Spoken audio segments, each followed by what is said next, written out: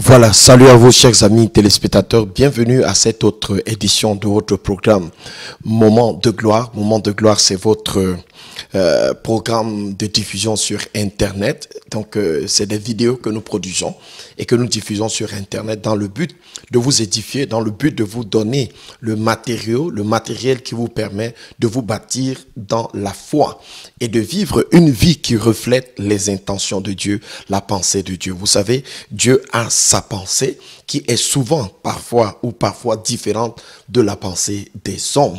Et c'est pour cela qu'il est important pour nous de nous enquérir de quel est le point de vue de Dieu sur chacune des situations de la vie auxquelles nous faisons face. Et dans le cadre de cette diffusion particulière, nous voulons nous attarder sur la question du succès. Vous savez, aujourd'hui, quand on parle du succès, les gens frémissent, les gens ont peur. On a l'impression que vous êtes en train d'offenser les gens en parlant du succès.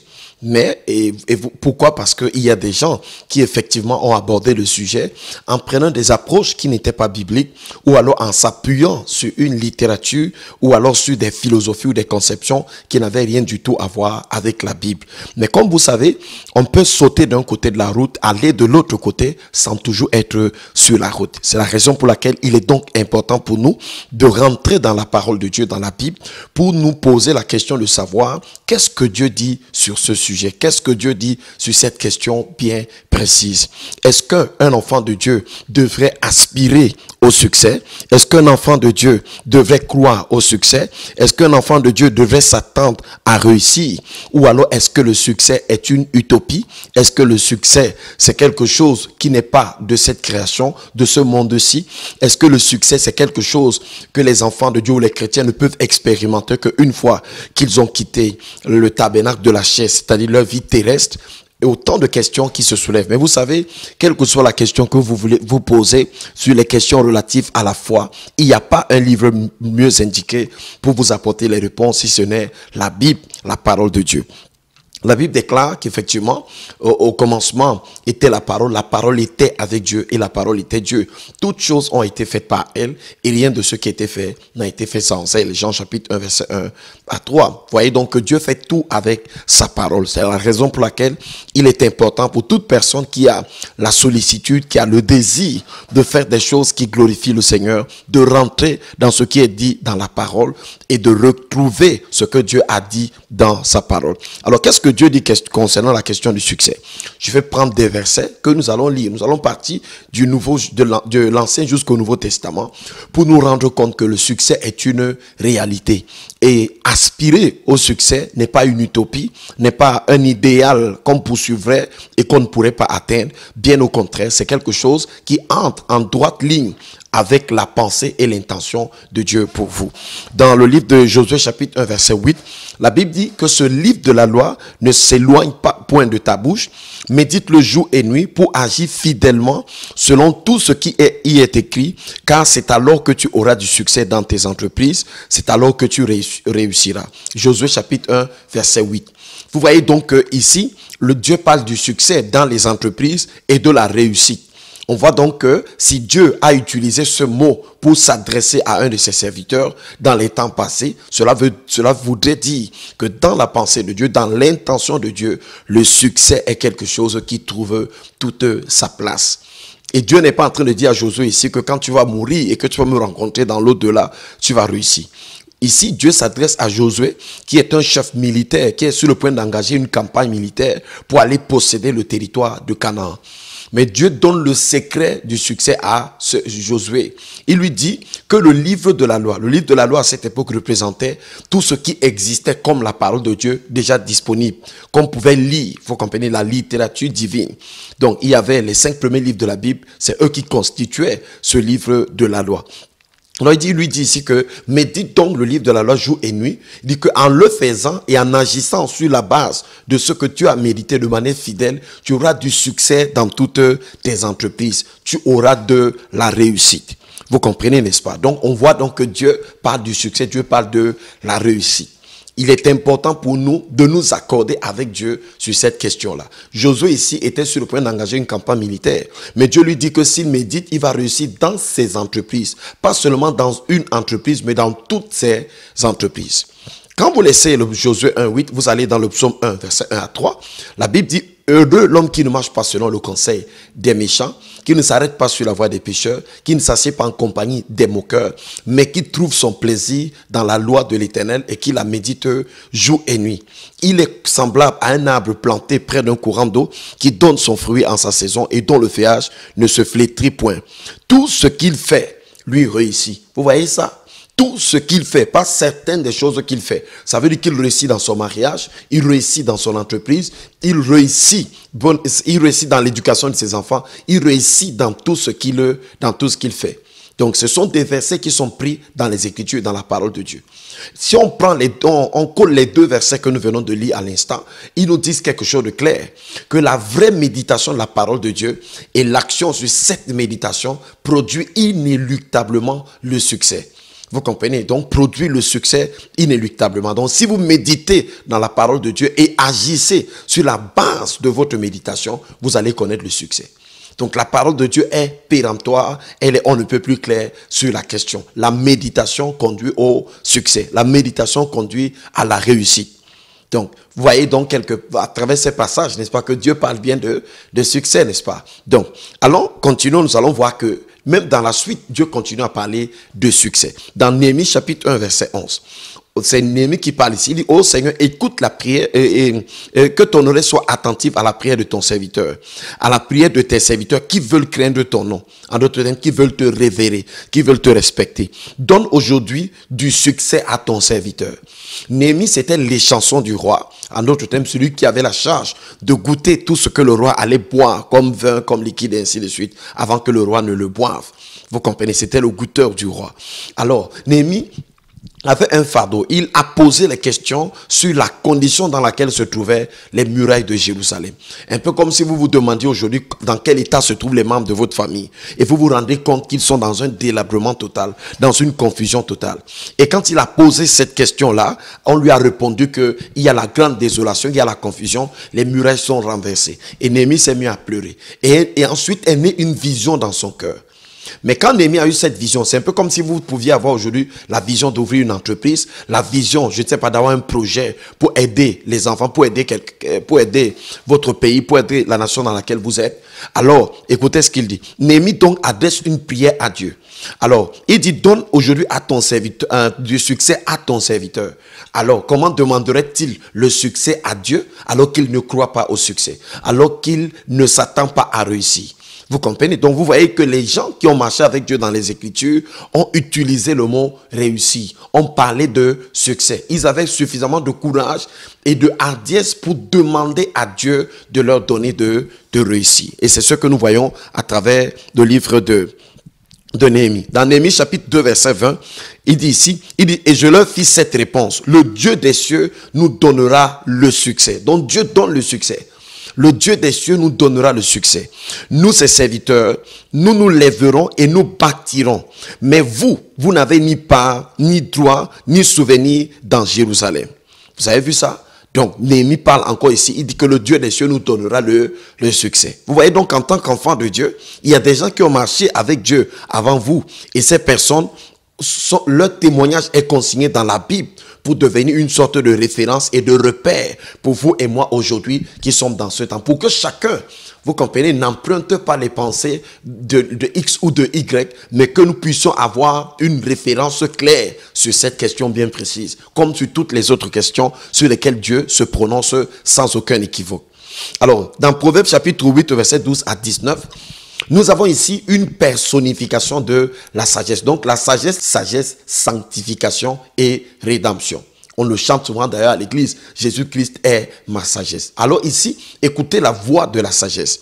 Il dit, moi la sagesse, j'ai pour demeure, Proverbe 8, verset 12 à 19, j'ai pour demeure le discernement et je possède la science de la réflexion. En d'autres termes, si tu veux connaître ce que c'est que la véritable réflexion, c'est moi la sagesse qui donne ça. Donc les personnes qui ont la sagesse, donc les personnes qui ont Christ, celui en qui résident tous les trésors de la science et de la connaissance, selon l'apôtre Paul, alors vous avez la science de la réflexion.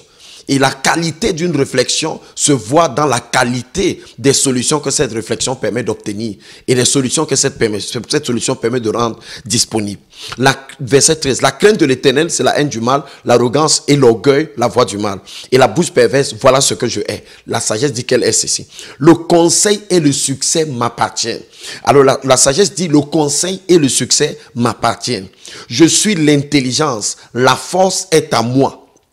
Vous comprenez?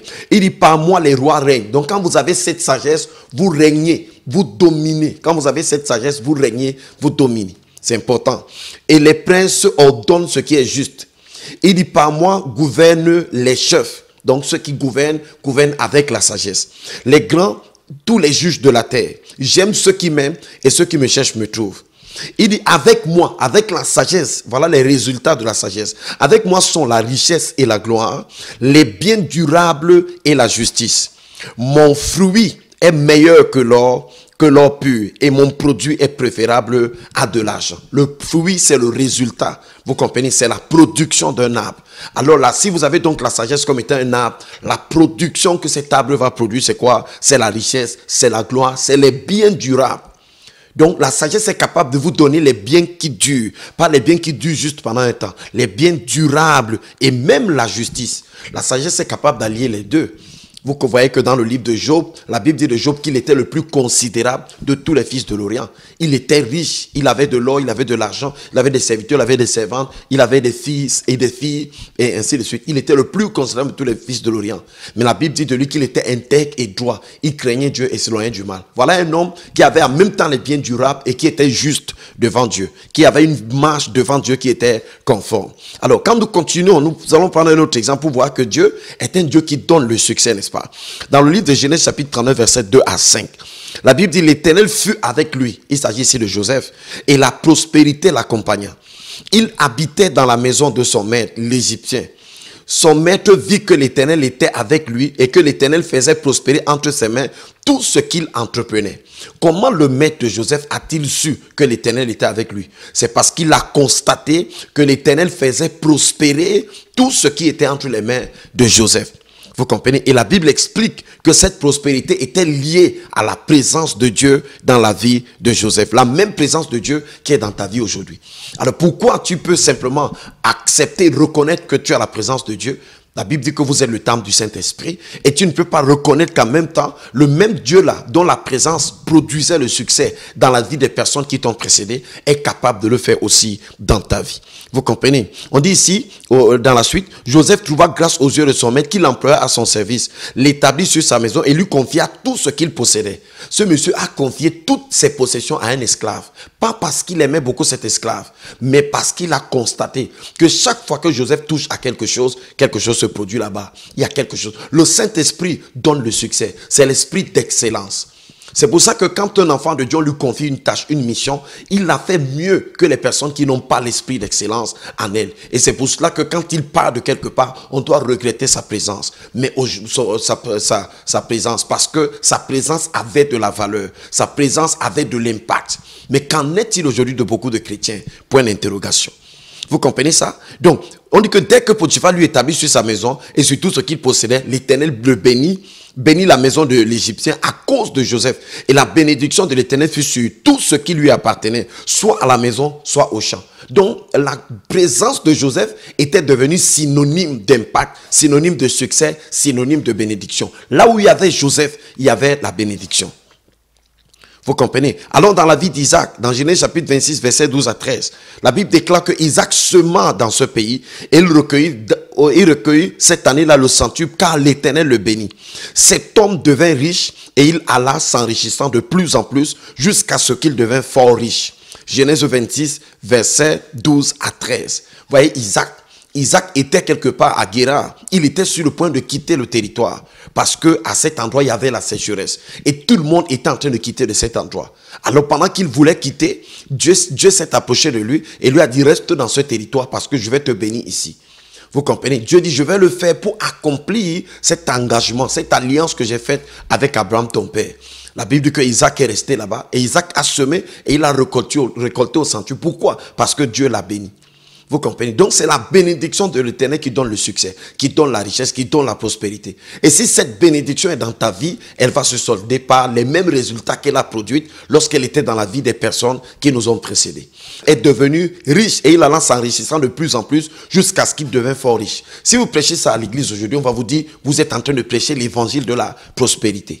Au lieu que nous puissions nous poser les questions de savoir qu'est-ce que ces gens avaient compris qui faisait qu'ils expérimentaient Dieu de cette manière, nous préférons conclure que ce que Dieu avait fait dans le passé, il ne le fait plus aujourd'hui. C'est-à-dire qu'avant Dieu faisait prospérer, faisait réussir les gens, c'est comme si aujourd'hui Dieu fait plutôt échouer les gens. Ou alors les gens, quand ils échouent, c'est là qu'ils ont l'attestation et la preuve qu'ils sont donc en train de marcher véritablement avec Dieu. C'est pour cela que un grand besoin de revenir dans le livre, revenir dans la parole de Dieu se présente à nous aujourd'hui. Parce que dans beaucoup de sujets comme ça dans l'église, nous avons des idées empruntées, les idées qui sont tributaires des expériences subjectives que les hommes ont menées et dans lesquelles ils ont tiré des conclusions et qu'ils ont transformées en théories qu'ils ont commencé à dispenser à l'église. L'évangile du matérialisme qui consiste à démontrer que le matériel est le gage ou le signe du succès est mauvais. Mais il est aussi mauvais que ce message qui consiste donc à dire aux gens que Dieu n'est pas un Dieu qui bénit, que Dieu ne rend pas prospère, ou bien celui qui condamne toute personne qui présente Dieu comme un Dieu qui donne le succès. Dieu est un Dieu qui donne le succès. La parole de Dieu est péremptoire sur la question. Vous comprenez, n'est-ce pas? Donc, si vous êtes chrétien, vous devez plutôt vous poser la question de savoir qu'est-ce que je peux faire pour entrer dans la réalité de cette bénédiction. Regardez Isaac qui est béni ici. Dans Galates 3, verset 14, que dit la parole? Déjà au verset 7, la Bible déclare que tous ceux qui croient sont bénis avec Abraham le croyant. Galates 3. Au verset 14, la Bible déclare que la malédiction de la loi est tombée sur Christ afin que la bénédiction d'Abraham ait son accomplissement sur les païens et que nous ressuscitions par la foi l'Esprit qui était promis. En d'autres termes, quand Jésus-Christ est allé à la croix, la bénédiction d'Abraham, c'est quoi? C'est cette bénédiction qui a enrichi Isaac et qui a fait que Isaac a récolté le centuple parce que Dieu était avec lui. Cette même bénédiction que Dieu lui a dit, je vais tenir le serment que j'ai fait à Abraham. Puisque Dieu avait dit à Abraham que tu seras une source de bénédiction pour toutes les familles de la terre. Maintenant, c'était le tour après la mort de Christ que cette bénédiction cesse d'être simplement la bénédiction des fils d'Abraham dans la chair et qu'elle s'étende sur toutes les nations. Et la Bible dit que nous ressuscitions en plus par la foi l'Esprit qui a été promis. Or, aujourd'hui, nous sommes contents d'avoir reçu l'Esprit, mais nous posons par la question de savoir pourquoi la bénédiction ne suit pas, puisque les deux sont liés. Il est devenu, la malédiction de la loi est tombée sur lui, afin que, la bénédiction d'Abraham ait son accomplissement sur les païens. 2, afin que nous ressuscitions par la foi l'Esprit qui a été promis. Vous comprenez? Voilà. Donc, pourquoi? C'est parce que, effectivement, beaucoup de chrétiens, à cause du fait que, parce que c'est la technique de Satan, de donner le mauvais message, ou alors d'enseigner mal sur un sujet, de telle sorte que tout le monde ait peur d'enseigner sur le sujet parce que ayant peur d'être cliché, ayant peur d'être, effectivement, affiché comme étant quelqu'un qui ressemblerait aux autres. C'est un peu comme si on disait qu'on ne croit plus au miracle parce qu'on a vu des faux prophètes en train de faire les faux miracles. Vous comprenez? Le fait que les faux prophètes fassent des faux miracles, vous comprenez, n'exclut pas le fait que Jésus a dit voici les signes qui accompagneront ceux qui auront cru. À mon nom, ils chasseront les démons. Ils imposeront les mains aux malades, les malades seront guéris. S'ils boivent quelques breuvages montés, cela ne leur fera point de mal. Ils chasseront les démons. Donc, ce n'est pas parce que Satan a fait un fonds de commerce que nous devons donc décider d'exclure, vous comprenez, un aspect, une partie de la vérité qui nous a été donnée dans la parole. Vous comprenez? C'est d'où le besoin de revenir dans la parole. Dans Genèse 24, verset 2 à 3, la Bible déclare que quoi? Abraham était vieux, avancé en âge, et l'Éternel l'avait béni en toutes choses. Abraham était béni en toutes choses. Au verset 35, la Bible déclare que l'Éternel a comblé de bénédictions son serviteur Abraham. Il lui a donné de l'or, de l'argent, des serviteurs et des servantes. Vous comprenez, n'est-ce pas? Le Dieu d'Abraham, que nous appelons si fièrement, dont nous nous réclamons si fièrement, est le Dieu qui a fait cela dans le passé. Et ce qui caractérise notre Dieu, c'est qu'il ne change pas. La Bible dit dans Hébreux 13, verset 8, que Jésus est le même hier, aujourd'hui et éternellement. Vous voyez donc qu'Abraham était béni en toutes choses. Voyons donc le Seigneur Jésus lui-même. Dans Jean 17, verset 4, le Seigneur Jésus dit, il dit, Père, je t'ai glorifié sur la terre. J'ai achevé l'œuvre que tu m'as donné de faire. C'est ça, réussir. Réussir, c'est accomplir sa mission. Réussir, c'est atteindre ses objectifs. Jésus dit, j'ai atteint mes objectifs. J'étais venu pour sauver l'humanité et j'ai sauvé l'humanité. Alors j'ai rempli ma mission. Donc j'ai réussi. L'apôtre Paul peut dire dans 2 Timothée 4, verset 7, il dit, j'ai combattu le bon combat, j'ai achevé la course. Vous comprenez? Donc, bien-aimés dans le Seigneur, vous qui allez regarder cette vidéo, je suis venu pour vous dire que votre Dieu est capable de vous donner le succès. Jésus n'est pas venu pour que les personnes qui se réclament de lui soient caractérisées par la confusion, la médiocrité, le manque, vous comprenez, la calamité, la destruction. Aujourd'hui, quand on voit un chrétien, on a l'impression qu'être chrétien, c'est synonyme d'être confus. Lisez dans Joël chapitre 2, entre le verset 23 et le verset 26. Dieu dit que je suis l'Éternel, je suis au milieu de mon peuple, et mon peuple ne sera plus jamais dans la confusion. La présence de Dieu est l'absence de la confusion. Un enfant de Dieu n'est pas confus. Et c'est la raison pour laquelle beaucoup de personnes aujourd'hui ne sont pas inspirées à suivre le même Jésus que nous. Parce qu'elles se posent la question, si Jésus n'a plus rien fait pour nous, c'est pas pour elles que Jésus va faire quelque chose. Et c'est pour ça que beaucoup sont devenus réticents quant à ce qui concerne la foi. Vous comprenez, n'est-ce pas? Pourquoi? Parce que nous ne leur avons pas montré la plus-value, les conséquences qui accompagnent la présence de Dieu dans la vie d'une personne. Nous échouons dans le mariage comme les païens échouent dans le mariage. Nous échouons dans nos entreprises comme les païens échouent en entreprise. Tu es un chrétien, tu prends une maison que tu as pris en location. Mais quand le propriétaire de la maison revient prendre sa maison, elle est délabrée, elle est complètement détruite. Et tu penses que c'est ça l'Esprit de Dieu? Non. La Bible dit, soyez donc parfaits comme votre Père Céleste est parfait. Et notre Père Céleste travaille de gloire en gloire. Vous comprenez, n'est-ce pas? Il va de gloire en gloire. Donc si on te donne quelque chose, cette chose est censée être meilleure quand on va venir à son contact qu'elle ne l'était au moment où on était en train de te la confier. Vous comprenez, n'est-ce pas? Ce n'est pas donc Dieu qui a voté dans le ciel que je détermine que tous mes enfants seront caractérisés sur la terre par la pauvreté, par le manque. Dans Agis chapitre 2, verset 8, Dieu dit, l'or est à moi et l'argent est à moi. Dieu est le propriétaire de l'or et de l'argent. Il dit, moi, à moi les cieux et ceux qui l'habitent, la terre et ce qu'elle renferme. Donc Dieu est le propriétaire de toutes choses. Vous comprenez? La Bible dit que c'est de lui, par lui et pour lui que sont toutes choses. Donc notre Père ne peut pas posséder toutes choses et nous sommes fiers, vous comprenez, de manquer de toutes choses. Comme si c'était la volonté de Dieu. Vous comprenez, n'est-ce pas? Donc, je suis venu vous dire ce message. Je ne sais pas, peut-être que vous allez l'appeler évangile de la prospérité ou bien du manque, je ne sais pas comment. Mais je suis venu vous apporter la parole du Seigneur. Vous comprenez, n'est-ce pas? Dans le livre de 1 Timothée chapitre 6, si vous allez là-bas au verset 13, l'apôtre Paul parle aux riches.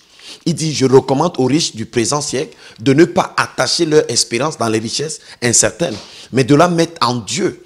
Vous comprenez, à partir du verset 13, 1 Timothée 6, qui nous donne avec abondance toutes choses pour que nous en jouissions. C'est Paul qui parle là-bas. Vous comprenez, dans 2 Corinthiens chapitre 9, verset 8, il dit que Dieu peut vous combler de toutes sortes de grâces, de sorte que possédant toujours en toutes choses, de quoi satisfaire à tous vos besoins, vous ayez encore en abondance pour toutes sortes de bonnes œuvres. C'est l'apôtre Paul qui est en train de parler. Il y a plein de passages dans les Écritures. 3 Jean, verset 2, je souhaite que tu prospères à tous égards, dans tous les domaines, et que tu sois en bonne santé, comme prospère l'état de ton âme.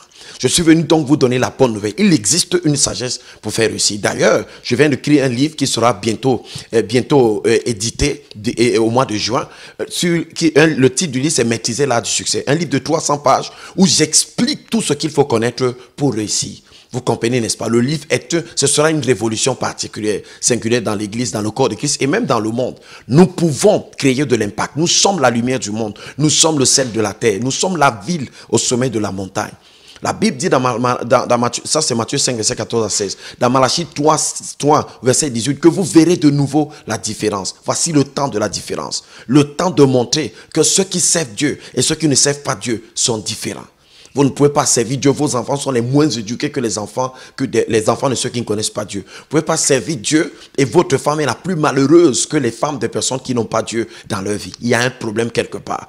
Le grand problème même, c'est pas seulement qu'il y a le problème, c'est qu'on tende à justifier cet état des choses, au contraire à l'adopter comme étant la pensée et la volonté de Dieu pour nous. Le temps est venu, bien aimé. Vous pouvez choisir simplement d'être sauvé et de vivre une vie médiocre et d'aller au ciel, mais vous pouvez aussi choisir de vivre le ciel sur la terre. Jésus a dit, le royaume de Dieu est au milieu de vous. Vous comprenez? Jésus est venu pour que nous puissions voir le royaume, entrer dans le royaume et hériter du royaume. Vous comprenez? La Bible dit dans Romains 5, verset 17, que ceux qui reçoivent l'abondance de la grâce et le don de la justice régneront dans cette vie. Et pour régner, nous l'avons vu dans Proverbe 8, c'est par la sagesse que les rois règnent. Donc si tu as la sagesse de Dieu, tu vas régner dans ta génération. Tu vas accomplir ce pourquoi Dieu t'a amené sur la terre. Dieu t'a amené sur la terre pour être un homme qui suit la trajectoire de ta destinée. Un homme qui a une vie accomplie. Un homme que quand les gens te regardent, les gens sont obligés de s'intéresser à ton Dieu. Parce qu'ils voient comment ta vie est tracée, comment ta vie est propre, comment ta vie est manque de confusion, et comment ta vie est calme, comment ta vie est sereine. Parce que tu connais en qui tu as cru. Voilà, merci beaucoup d'avoir suivi cette vidéo. J'espère que vous avez été bénis et que vous allez vous abonner sur la page à partir de laquelle vous serez en train de la regarder, parce que c'est sur l'une de nos plateformes qu'elle va passer.